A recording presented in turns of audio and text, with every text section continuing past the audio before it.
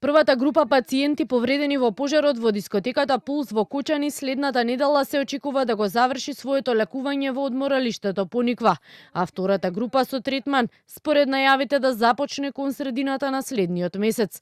Министерот за здравство Азир Алиев вели за сега се одвива согласно планот, а дел од сегашните пациенти барале доколку може да го продолжат лекувањето и со втората група.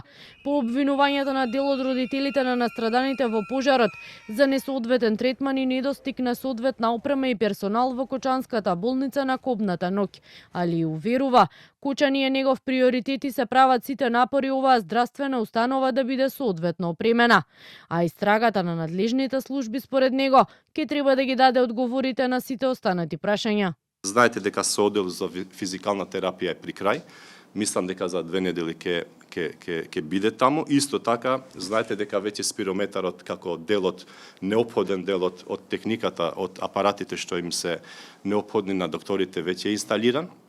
Функционира исто и гасните анализи за крв од капиларна крв исто така е активен и тој ќе биде во функција од понеделник.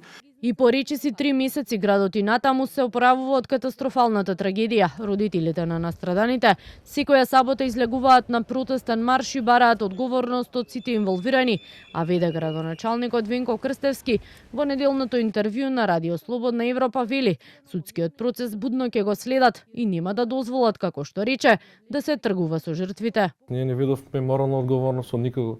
Па, зар некој не треба да каже сам си поднесувам оставка од морални причини?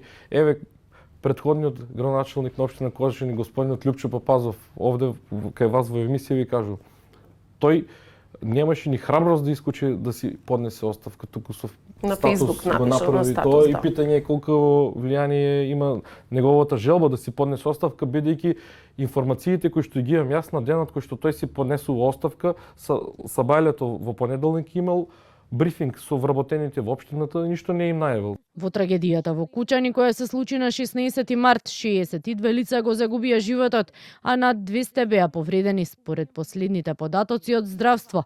Во моментов уште десетина пациенти се на лекување во болница, 3 во странство, од кои 2 во Турција и 1 во Словенија, останатите во земјава. Според надлежните, здравствената состојба на сите кои се на лекување в болница е стабилна.